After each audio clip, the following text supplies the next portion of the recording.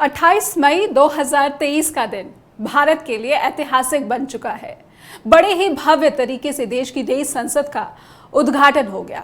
प्रधानमंत्री नरेंद्र मोदी ने नए संसद भवन को 140 करोड़ भारतीयों की आकांक्षाओं और उनके सपनों का प्रतिबिंब बताया। कहा कि नई संसद का कण कण गरीबों को समर्पित है। लेकिन लोकतंत्र के इस नए मंदिर का उद्घाटन विवादों से भी घिर गया। नमस्कार, आप देख रहे हैं जस हिंदी टीवी। मेरा नाम है नेहा शुक्ला। स्ट्रेट टॉक में आप सभी दर्शकों का बहुत बहुत स्वागत है।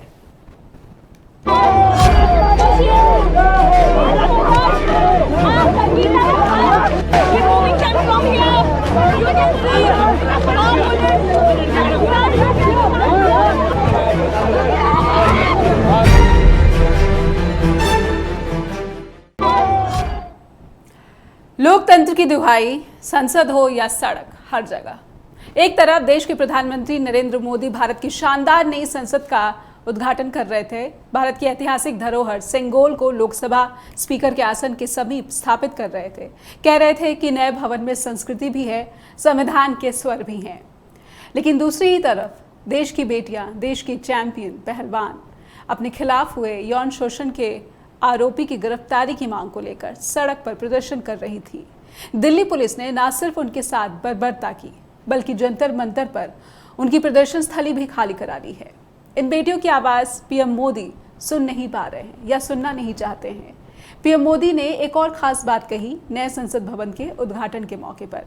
वो ये कि नई संसद ने 60,000 श्रमिकों को रोजगार देने का काम किया है।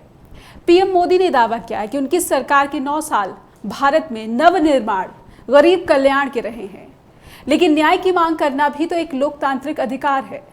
दिल्ली पुलिस ने पहलवानों के विरोध प्रदर्शन के आयोजकों और उनके समर्थकों पर दंगा करने, सरकारी कर्मचारियों के काम में बाधा डालने जैसे आरोपों में एफआईआर दर्ज की है। जिन लोगों पर एफआईआर दर्ज हुई है उनमें बजरंग पुनिया हैं, साक्षी मलिक हैं, विनेश फोगाट हैं। ये एफआईआर भारतीय दंड संहिता की धारा 147, 149, 186, 188, 332, 353 और पीडीपीपी एक्ट की धारा 3 के तहत दर्ज की गई है। विनेश फोगाट ने बहुत ही मार्मिक तरीके से एक स्टेटमेंट भी दिया। कहा कि देश ये हमेशा याद रखेगा इस बात को कि जब नई संसद का निर्माण हो रहा था, संवैधानिक निर्माण की बात चल रही थी, उस समय देश की लड़कियों की जो न्याय की लड़ाई थी उसको दबाने की पुरजोर कोशिश की गई, संविधान की हत्या की गई थी। एक ही देश में ये दो चीजें एक साथ हो रही थी और देश के इतिहास में ये बात बिल्कुल लिखी जाएगी। इस पूरे मसले पर विपक्ष ने भी आलोचना की है। कांग्रेस के नेता हैं राहुल गांधी। उन्होंने संसद भवन के उद्घाटन को राज्याभिषेक की संज्ञा दी और कहा कि राज्याभिषेक पूरा हुआ, अहंकारी राजा सड़कों पर कुचल रहा जनता की आवाज। तो ये चल रहा है देश में, भारत में। एक तरफ लोकतंत्र के मंदिर नए संसद के भवन का उद्घाटन और दूसरी तरफ लोकतांत्रिक अधिकार प्रदर्शन का वो छीना जा रहा है खुद राष्ट्रीय राजधानी में। और दिल्ली पुलिस की बर्बरता की जो तस्वीरें बाहर निकल कर आ रही हैं वो बड़े गंभीर प्रश्न उठा रही हैं कि देश में किस तरह से लोकतांत्रिक व्यवस्था का निर्वहन किया जा रहा है, परिचालन हो रहा है। संस्थाएं जो हैं क्या बिल्कुल किसी के कंट्रोल में काम कर रही हैं। हमारे साथ इस पूरे मसले पर एक बेहद ही खास पैनल जुड़ चुका है। आइए पहले उनका स्वागत करते हैं और दर्शकों से उनका परिचय भी करवा देते हैं। हमारे साथ जुड़ चुके हैं अमित नेहरा जी हैं, पहली बार स्ट्रेट टॉक के मंच पर आए हैं और पॉलिटिकल एनालिस्ट हैं, सीनियर जर्नलिस्ट भी है। अमित जी, बहुत बहुत स्वागत है आपका स्ट्रेट टॉक में। और हमारे साथ हैं वेद प्रकाश विद्रोही जी, कांग्रेस के वरिष्ठ नेता। वेद प्रकाश विद्रोही जी, आपका भी बहुत बहुत अभिनंदन। मैं शुरुआत अमित जी आपसे करना चाहूँगी। आप रविवार के दिन उस जगह पर मौजूद थे जहाँ पर ऐसी तस्वीरें पूरे देश ही नहीं बल्कि अंतर्राष्ट्रीय जगत की मीडिया में भी अब फैल गई हैं कि कितनी बर्बरता पुलिस ने इन महिला पहलवानों के साथ की है। आप वहाँ पर मौजूद थे, आप इस घटनाक्रम के बारे में क्या कहना चाहेंगे? अगर एक शब्द में परिभाषित किया जाए तो लोग हर्षक कहेंगे, विवाद कहेंगे, इसके अलावा कोई शब्द है नहीं जी। और हरियाणा एक बड़े राजनेता हुए हैं, पार्टीवादी से ऊपर उनका सभी सम्मान करते थे। चौधरी देवीलाल, आपकी आवाज थोड़ी आप कम आ रही है, क्या आप थोड़ा सा ऊंचा बोल सकते हैं? अमित जी, आपकी आवाज बहुत धीमी आ रही है। अब आई आवाज? जी बिल्कुल स्पष्ट आ रही है अब, कृपया बात पूरी रखें। हरियाणा के एक राजनेता हुए हैं चौधरी देवीलाल, तो जी पार्टी लाइन से ऊपर हर राजनेता उनका सम्मान करता है। तो वो उप प्रधानमंत्री पद तक पहुंचे भारत के, तो वो एक बात कहते थे कि लोक राज लोक लाज से चलता है। तो सारे नहीं, जो लोकतंत्र है उसमें लोगों की आवाज सुननी चाहिए, एक कर्म होनी चाहिए सरकार की, ताकि नागरिक सुरक्षित महसूस कर सके अपने आप को। लेकिन कल ऐसा लगा कि देश में लोकतंत्र नहीं, लठतंत्र, जिस सेंगोल बार बार होते हैं एक हफ्ते से, उसको राजदंड भी बोला जाता है हिंदी में, बाकी सेंगोल कहते हैं तमिल का शब्द है। और वो परसों सौंपा गया था, कल सौंपा गया है, परसों सौंपा गया जी। मुझे लगता है कि उसका पहला प्रयोग राजदंड का ओलंपियड जो महिला पहलवान है उनके ऊपर किया गया है, ठीक है ना। तो लोकतंत्र में लोकदंड हो सकता है, हालांकि दंड का विधान नहीं होना चाहिए।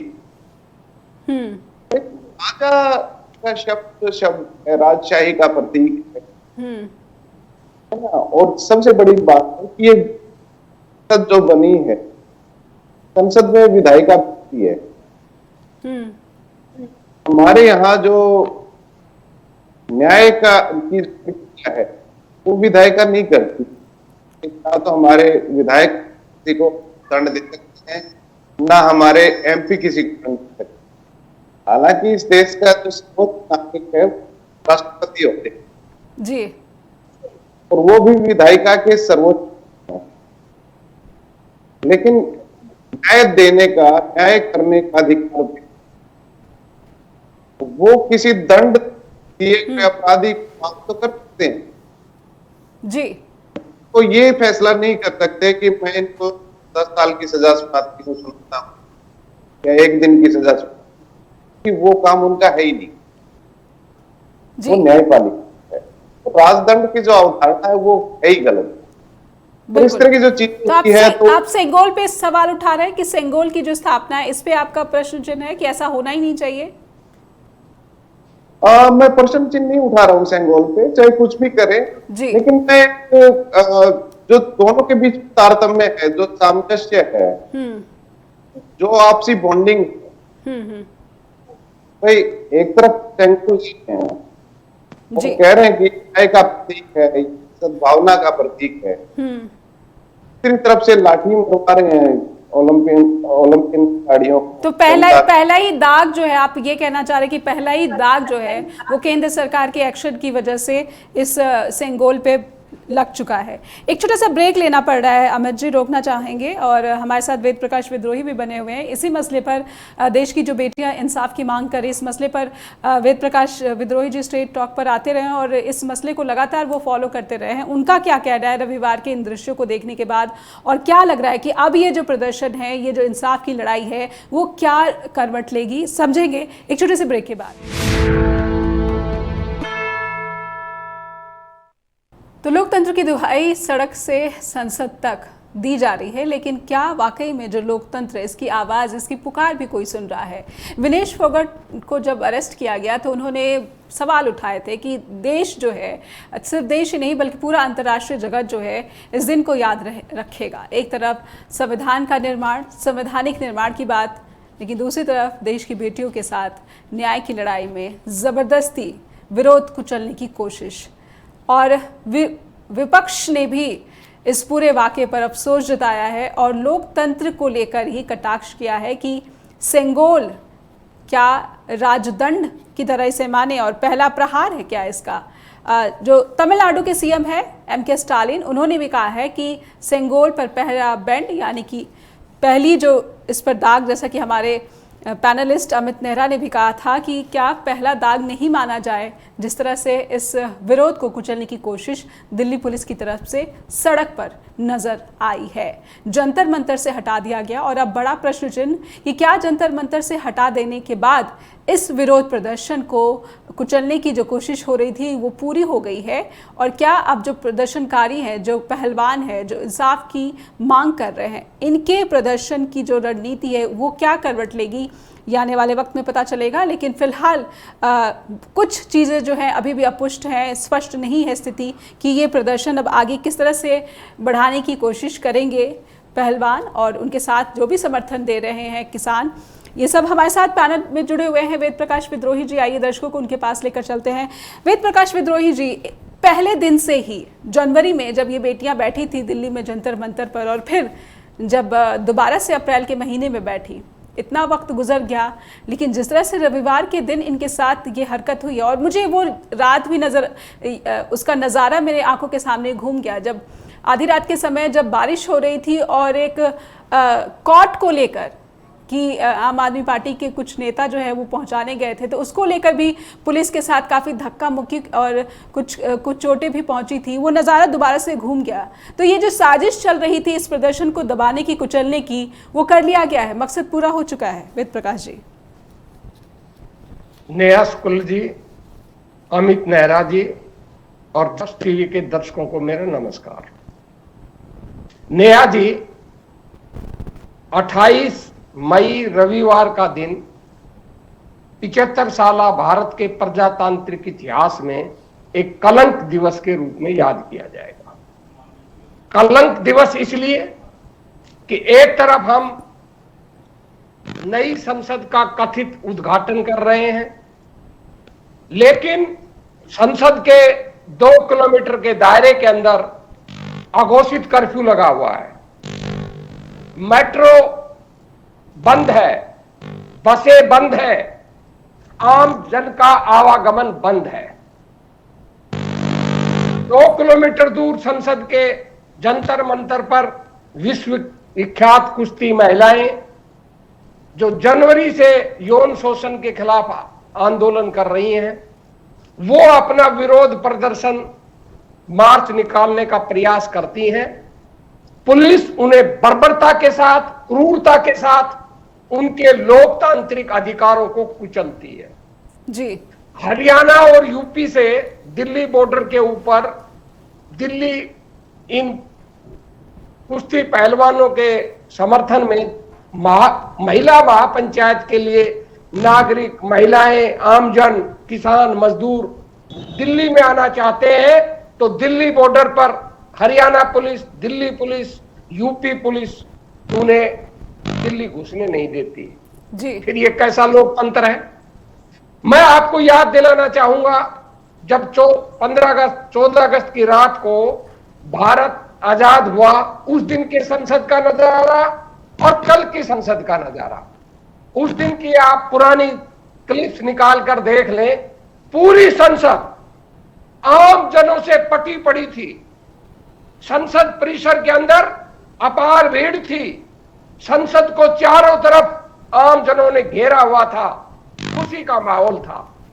और आज जब हम नई संसद का उद्घाटन कर रहे हैं, तो एक तरफ सन्नाटा था और एक तरफ चीखें थी, कर्राहट थी महिलाओं की। ये काला दिवस नहीं तो क्या है? आपने सवाल किया, क्या ये षड्यंत्र था?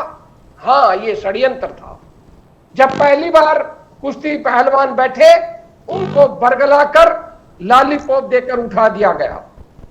दूसरी बार जब वो 20 अप्रैल या 21 अप्रैल को बैठे, तब वो उनके लॉलीपॉप में नहीं आए, सुप्रीम कोर्ट चले गए, FIR होगी। जिस आधी रात की आप बात कर रही हैं, बरसात की, उस दिन भी षड्यंत्र रचा था कि इनको जबरदस्ती हटा दिया जाए, पर वो दिल्ली पुलिस का षड्यंत्र कामयाब नहीं हुआ। कुछ जागरूक निष्पक्ष पत्रकारों की वजह से, विपक्ष के नेताओं की वजह से और दिल्ली की आम जनता की वजह से। उसके सारे वीडियो हैं, उसमें आप SP को सुनते हुए सुन सकते हैं। SP खुलेआम रात को कह रहा है कि तुम्हें जंतर मंतर खाली करना पड़ेगा। मैंने आपकी एक डिबेट में वो वीडियो भी सुनाया था, अगर आप चाहें तो मैं फिर सुना सकता हूं। और कल जो हुआ, ये कह रहे हैं कि महिलाओं ने बैरिकेड तोड़े इसलिए हमने कार्रवाई उनको की, डिटेन किया, हमने उन पर कार्रवाई की। परंतु जो विजुअल्स है, विजुअल बता रहे हैं आप कार्रवाई नहीं कर रहे, आप विश्वविख्यात महिलाओं का दमन कर रहे हैं।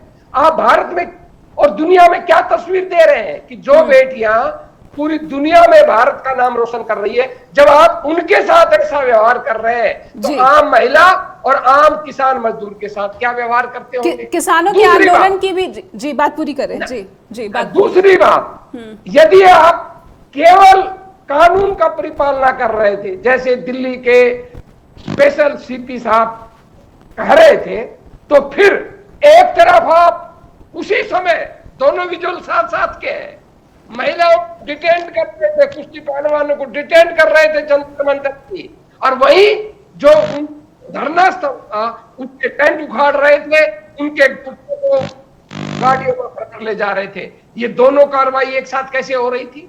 अगर उन्होंने कानून तोड़ा, आपने असेसमेंट किया, तो समझ में आता है घंटे बाद किया होगा, 2 घंटे बाद किया होगा, पर ये तो दोनों समानांतर कार्रवाई चल रही थी। इसका मतलब क्या है? आप बातचीत थे कि इनको यहां से हटाएंगे, और सत्ता की अहंकार में सत्ता के आने का किया। और कितनी दुर्भाग्यपूर्ण स्थिति है, जो महिलाएं यौन शोषण का आरोप लगा रही हैं, उनको तो पिटाई कर रही है पुलिस, उन पर क्रूर व्यवहार कर रही है, और जिस सांसद पर यौन शोषण का आरोप है, वो लोकतंत्र के नाम पर संसद के अंदर इस तरह खिलखिला रहा है कि मानो वो बहुत बड़ा देव पुरुष। इसी तस्वीर पर मैं अमित जी के पास जाना चाहूंगी। ये तस्वीर जो है एक बहुत बड़ा प्रश्न चिन्ह है अमित जी। जब देश में राजनीति की बात होती है, वो चलिए वो अलग बातें होती हैं, लेकिन राजनीति किस तरफ जा रही है? यौन शोषण का जो आरोपी है और वो संसद के उद्घाटन के मौके पर अपनी तस्वीरें खिंचवा रहा है और उसको सोशल मीडिया पे पोस्ट भी कर रहा है, और उसकी जो मुस्कुराहट है ये काफ़ी कुछ कहती है, बहुत आहत करती है। और दूसरी तरफ जो बेटियों के खिलाफ कार्रवाई की जा रही है, ये किस तरह की राजनीति का जो परिदृश्य है ये पेश करता है भारत के बारे में? अमित जी। शरण ने तो अपना दांव फेंक दिया पहले ही, काफी पहले ही फेंक। उन्होंने एक बात कही थी, आपको भी ध्यान होगा, कि अगर मोदी चाहेंगे तो मैं त्याग पत्र दे दूंगा, वो जो कहेंगे मैं वो करने को तैयार। अब मामला पहलवान वर्सेस ब्रजभूषण शरण का नहीं है, अब मामला हमारे ओलंपियन महिला पहलवान वर्सेस देश के प्रधानमंत्री के लिए।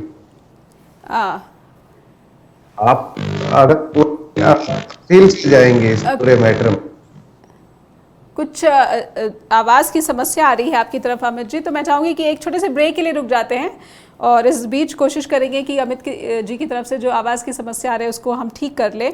एक ब्रेक के लिए रुकते हैं और इस विषय पर हमारी चर्चा जारी रहेगी। और हमारा सवाल ये भी है कि जब इस तरह की तस्वीरें ब्रजभूषण शरण सिंह, जो कि आरोपी है यौन शोषण जैसे गंभीर आरोपों का सामना कर रहे हैं, और वो इस तरह की तस्वीरें खिंचवा रहे हैं, नए संसद के उद्घाटन के मौके पर वहाँ पर पहुँचे हैं, तो ये एक बड़ा प्रश्न चिन्ह है कि क्या संरक्षण मिल रहा है उनको केंद्रीय सत्ता की तरफ से? एक बड़ा सवाल, दर्शक ज़रूर सोचिएगा और फीडबैक देना ना भूलिएगा info@justbroadcast.com पर। लेकिन फिलहाल एक छोटे से ब्रेक के लिए रुकते हैं।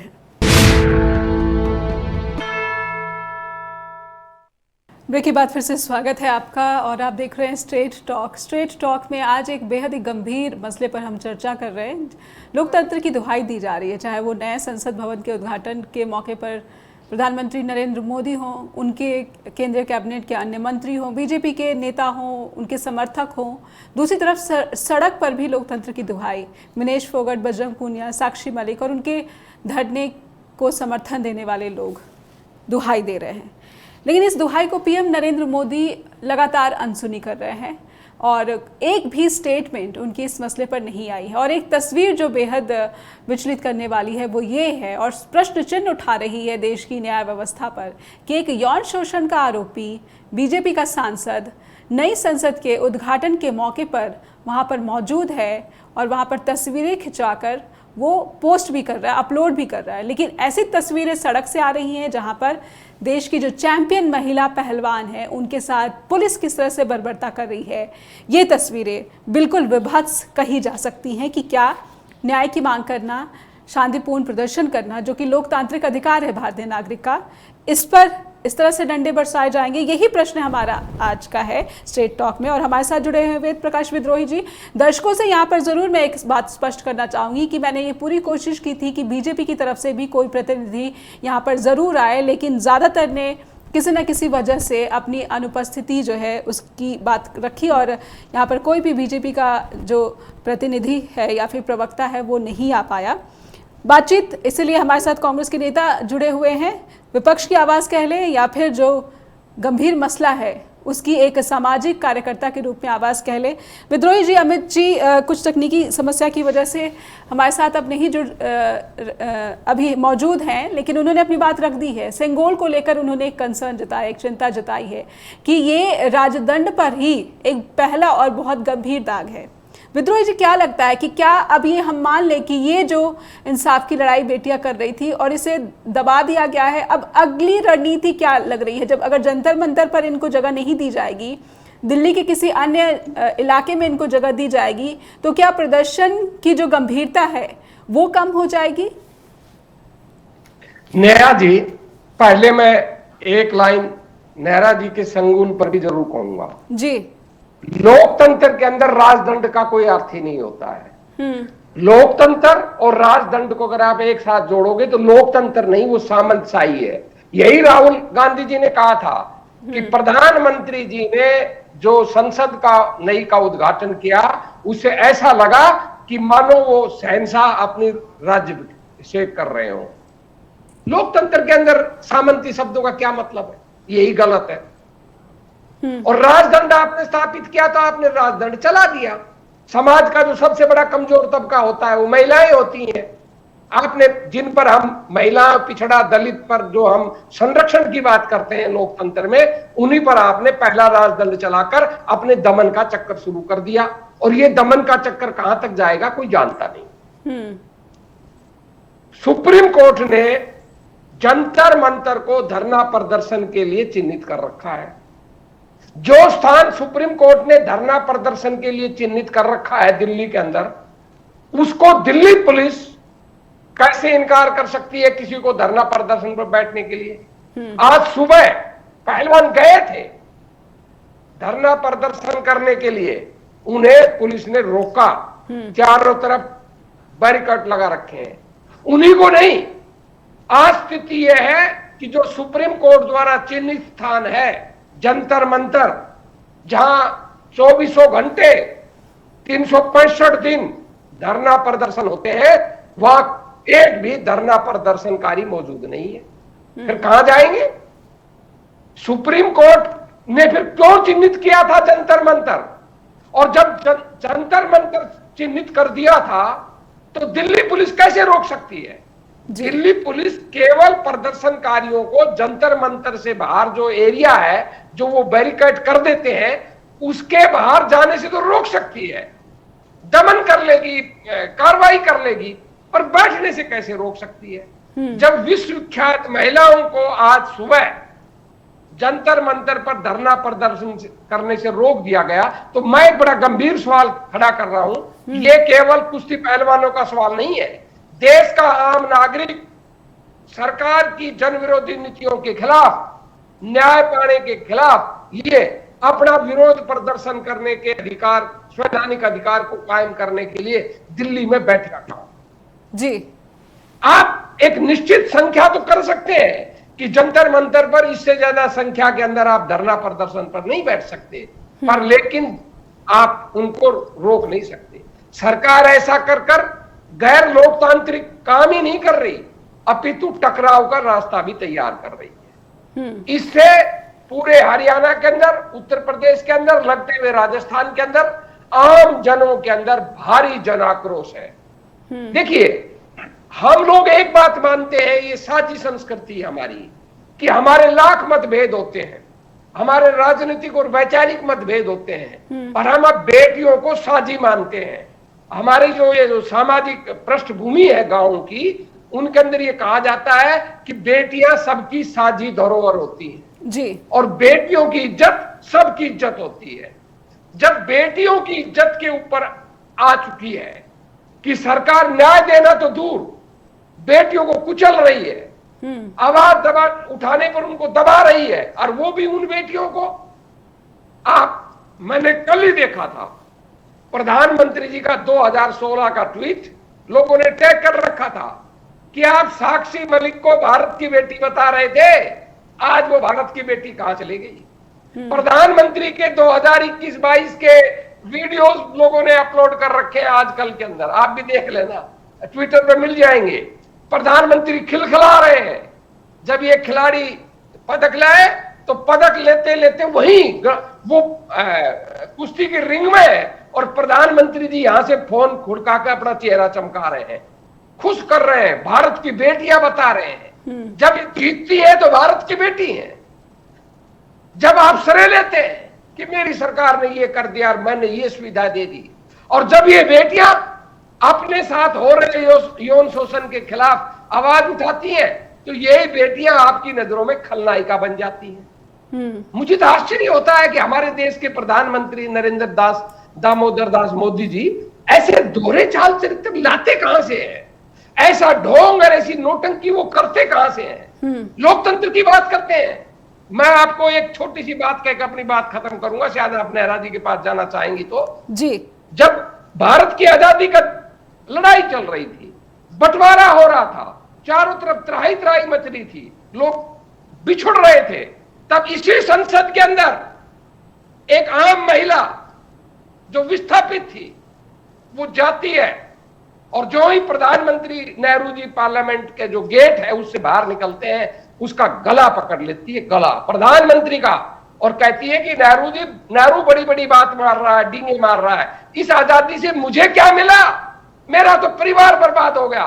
नेहरू जी ने, प्रधानमंत्री ने, जवाहरलाल नेहरू नहीं, देश के पहले प्रधानमंत्री ने बड़ी शालीनता से कहा, माता जी आप कह रही हो आपको कुछ नहीं मिला, यही तो मिल गया आपको कि आज आप देश के प्रधानमंत्री का कॉलर पकड़कर खड़ी है संसद के सामने, इससे बड़ा अधिकार आपको कुछ नहीं मिल सकता। एक तरफ वो प्रधानमंत्री थे जिनका कॉलर एक महिला पकड़ लेती है, वो उफ तक नहीं करते, और एक तरफ ये प्रधानमंत्री है जो कॉलर की बात छोड़ दीजिए, अपने पास तक नहीं आने देते। मुझे तो आश्चर्य हुआ जब ये तथाकथित सिंगल राजदंड स्थापित कर इसके साथ, लोकसभा स्पीकर के साथ प्रधानमंत्री जी जो नीचे उतरते हैं, आप वीडियो देखना, जो लोकसभा अध्यक्ष लोकसभा का मालिक होता है, लोकसभा का सर्वोच्च अधिकारी होता है, उसी के आदेश चलते हैं, सुप्रीम कोर्ट के भी आदेश नहीं चलते, केवल लोकसभा अध्यक्ष के आदेश चलते हैं जी। वो लोकसभा अध्यक्ष जब फोटो खींची जा रही थी वो तथाकथित ब्राह्मण पंडितों के साथ, वो तो पीछे खड़ा रह जाता है, और अकेला मोदी जी उतरता है और अपनी फोटो खिंचवाता है, कैमरे के सामने अपना चेहरा चमकाता है, जैसे मानो वो देश का एक छत्र राजा हो। मैंने जब वो चित्र देखा, वो वीडियो देखा, आप चाहे तो मैं आपके पास भी भेज सकता हूं, मैंने ट्विटर पर भी शेयर किया था, मेरा सर शर्म से झुक गया। क्या यही लोकतंत्र है? लोकतंत्र के अंदर क्या एक ही व्यक्ति का चेहरा दिखाया जाएगा? क्या लोकतंत्र के अंदर, लोकसभा के सदन के अंदर एक मेरा प्रश्न है, लेकिन एक छोटे से ब्रेक का इशारा हो रहा है, वो मैं समझूंगी। पिछली बार लोकतंत्र की बात को ही लेकर राहुल गांधी की टिप्पणी को लेकर काफ़ी जो है खींचतान हुई थी, उनकी निंदा की गई थी, और बीजेपी ने माफ़ी की मांग को लेकर पूरा जो संसद का सत्र है वो उसका जो है तिलांजलि उसकी दे दी थी, और उसी मसले पर उनकी जो सांसदी है वो भी चली गई थी आगे बढ़कर मानहानि के मुकदमे को लेकर। तो इस बार जो राहुल गांधी जा रहे हैं अमेरिका, उनका क्या रुख रहने वाला ये समझूंगी, क्योंकि कांग्रेस के वरिष्ठ नेता हैं वेद प्रकाश विद्रोही जी, और कोशिश करेंगे कि अमित नेहरा जी भी एक बार फिर से जुड़े, लेकिन छोटा सा ब्रेक लेना पड़ रहा है यहाँ पर, एक ब्रेक के लिए रुकेंगे। और कुछ और प्रश्न जो है कि आखिर इन महिलाओं का जो प्रदर्शन है, धरना प्रदर्शन है, वो अब किस रणनीति से आगे बढ़ पाएगा या नहीं बढ़ पाएगा, क्या उनके हौसले पस्त हो चुके हैं, ये तमाम सवाल बने हुए हैं अभी भी। एक ब्रेक के बाद मिलते हैं। ब्रेक के बाद फिर से स्वागत है, स्ट्रेट टॉक देख रहे हैं आप। अमित नेहरा हमारे साथ दोबारा जुड़ चुके हैं, आइए उनके पास लेकर चलते हैं। एक प्रश्न उठ रहा है अमित जी, समझना चाहूंगी आपसे कि एक बेहद ही शानदार आलीशान संसद भवन देश को मिल चुका है, लेकिन संसद की जो मूल भावना है लोकतंत्र कैसे चलाया जाए, जो विरोध करते हैं उनकी आवाज़ सुनी जाए, जिनकी समस्याएं हैं उनका समाधान हो। लेकिन दिल्ली में ही ऐसा हो रहा है और अब ऐसा लग रहा है कि जंतर मंतर पर इन महिला पहलवानों को जगह नहीं दी जाएगी। तो क्या आपको लगता है कि इस प्रदर्शन को कुचलने में सरकार पूरी तरह से कामयाब हो गई है? अमित जी। नेहा, दिल्ली में अगर आलीशान इमारतों का जिक्र करें तो उसमें एक इमारत लाल किला भी है, आपको ध्यान होगा जी। और वो राजतंत्र की निशानी थी। जब मैं पहली बार लाल किले में गया था, मैं बच्चा था, मैं 4th या 5th स्टैंडर्ड का स्टूडेंट रहा हूँ उस टाइम। तो जो गाइड ने दिखाया वहां पे, तो बाहर से ही दिखाना शुरू किया था उन्होंने। तो पहले दिखाया था, इस समय तो ध्यान नहीं, मैं गया नहीं लाल किले में, तो चारों तरफ उसके खाइयां थी और गाइड ने बताया कि इन खाइयों में पानी भर दिया जाता था जब एनिमी का अटैक होता था, शत्रु का अटैक होता था जी, ताकि वो किले तक ना पहुंचे। तो ख्याल मेरा ये भी आ रहा है कि इन्होंने अपना किला बना लिया है, अच्छा महल बना लिया है। अब आम जनता तो इनकी दुश्मन नजर आती है इनको अपनी, तो खाइयों का भी प्रबंध कर ले, पानी का भी प्रबंध कर लें, ठीक है ना। आप जैसे कोई बड़ा आंदोलन होता है, जन आंदोलन होता है, किसान आंदोलन में हमने देखा कि दिल्ली की सीमाएं सील कर दी। कमाल की बात है, वो पुलिस जो सड़कें खुलवाने का काम करती थी पहले, आजकल उस पुलिस का काम रह गया कि सड़कें रोकने का काम करें। आप व्यवधान डालें, आप उनको बैरिकेड करें, उनको खुदवा दें, उन पे कीले गड़वा दें। तो ये एक शर्मनाक स्थिति है। अमित जी, मैं आपसे ये भी समझना चाहूंगी कि हरियाणा खापों का समर्थन मिल रहा है, सिर्फ हरियाणा ही नहीं बल्कि पश्चिमी उत्तर प्रदेश से भी काफी समर्थन मिल रहा है इन बेटियों को। तो आप कितना समझ पा रहे हैं रणनीति अब क्या रहने वाली है इन बेटियों को जो समर्थन कर रहे हैं? महापंचायत करने की जो बात हो रही थी कि हम इस महिला महापंचायत में जो भी फैसले होंगे उसका हम समर्थन करेंगे, तो उनकी तरफ से आप क्या आंक पा रहे हैं कि अब ये प्रदर्शन जो है इसका भविष्य जो है अब क्या दिखता है आपको? नेहा, आपने अगर जिक्र खाप का किया है तो आपको दर्शकों को खापों के बारे में थोड़ा सा बताना पड़ेगा कि खाप है क्या चीज और उनका समर्थन क्या हो। जी, खास करके महिला के मसले पर, क्योंकि महिला के मसले पर काफी जो है इनकी छवि उतनी अच्छी नहीं मानी जाती है। जी, अन्य ये एक मीडिया के एक वर्ग का जो हरियाणा या वेस्टर्न यूपी के कल्चर से परिचित नहीं है, उनके द्वारा फैला गया एक भ्रम है जी कि खाप महिला विरोधी हैं। अगर खाप महिला विरोधी है तो सबसे ज्यादा महिला पहलवान, सबसे ज्यादा महिलाएं जो पावरफुल हैं वो इस एरिया से क्यों हैं, उसकी तह में जाना पड़ेगा। वो हमेशा एम्पावरमेंट की पहल करती हैं, वो हमेशा कमजोर तबके के साथ रहती हैं। खाप का जो यूनिक कल्चर वो इसलिए बना था, जब हमारे राजा महाराजा फेल हो गए थे, जब देश गुलाम हो गया था, जब आक्रमणकारी आए थे, तो राजा ने राजा को तो हरा दिया था, लेकिन प्रजा के ऊपर भी उसको अधिकार करना होता था। तो हमारे जो इस इलाके के जो व्यक्ति थे, उन्होंने सामाजिक सुरक्षा की एक अभेद्य दीवार बनाई। भाई खाप एक तरह से आप नागरिक सेना कह सकते हो उस समय। ये मैं बात कह रहा हूं 1000 साल पहले, 1200 साल पहले की जी। खापे उन सेनाओं से लड़ी थी, आक्रमणकारियों की सेनाओं से, जिनके आगे हमारे जो देसी राजा थे उन्होंने हथियार डाल दिए थे। उसका फिर परिणाम क्या रहा कि आक्रमणकारियों ने देखा भाई राजा को हराना मुश्किल है लेकिन समाज को हराना नामुमकिन है जी। तो समझौता किया था हर आक्रमणकारी ने कि हम आपके सामाजिक ताने बाने में व्यवधान नहीं डालेंगे, हमारा काम तो टैक्स कलेक्शन का है और फौज रखने का है। तो सामाजिक परिवेश में वो बहुत ज्यादा व्यवधान डाल नहीं पाए। ये हमारे खापों का एक कल्चर रहा है जी। और ये इसलिए रहा है भाई आप खाप है ना, खाप का दूसरा जो रूप है वो पंजाब में जत्थेबंदियों के रूप में आपको देखने को मिलेगा। भाई नाम उनका अलग हो जाता जत्थेबंदी। उसकी वजह ये थी कि जो आक्रमणकारी आए वो उत्तर की तरफ से आए हैं, ठीक है ना। और ये रास्ता वही रास्ता पड़ता है, पंजाब कह लो, हरियाणा कह लो, वेस्टर्न यूपी कह लो, तो रास्ता यही पड़ता था। तो जी अमित जी, यानी आप ये कहना चाह रहे हैं कि जो मूल भावना अगर हम समझे कि दमनकारियों के खिलाफ जो है खापें आवाज उठाती रही हैं, और मौजूदा वक्त में आप किस तरह से देख रहे हैं फिर इन खाप का क्या रणनीति रहेगी, क्योंकि समय बहुत ही सीमित रह गया है शेष, तो मैं चाहती हूँ कि आप बात पूरी करें। मैं ये कहता हूँ कि खाप जो है वो जन की आवाज है, इस इलाके की आवाज है, तो वो अपना समर्थन तो दे ही रही है शुरू दिन से। खापों का आप देखेंगे कि किसान आंदोलन जो हुआ था, 3 कृषि कानून थे जो अमानवीय कहूंगा, तो उसमें भी उन्होंने बूस्टअप किया था। इस तरह की चीज है। अच्छा, ये न्यायकारी भी होती है। एक मैं आपको छोटी सी बात बता देता हूं आपको खापों के बारे में जी। खाप एक न्यायिक व्यवस्था भी रही है।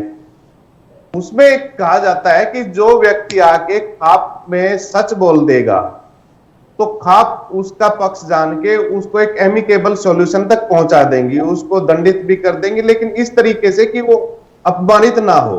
लेकिन उसका दूसरा पहलू यह है कि जो मॉडर्न न्याय व्यवस्था है जिसको हम कहते हैं कोर्ट्स, हालांकि मैं कोर्ट से माफी मांगता हूं इस बारे में कि थोड़ा सा मैं एक टिप्पणी करूंगा। कहा यह जाता है कि जो व्यक्ति पंचायत में जाके खाप पंचायत में जाके सच बोलेगा उसको तो माफी मिल सकती है, और जो व्यक्ति कोर्ट में जाके सच बोलेगा अगर मान लिया गुनाहगार है तो उसकी फांसी से, उसकी सजा से कोई नहीं रोक सकता।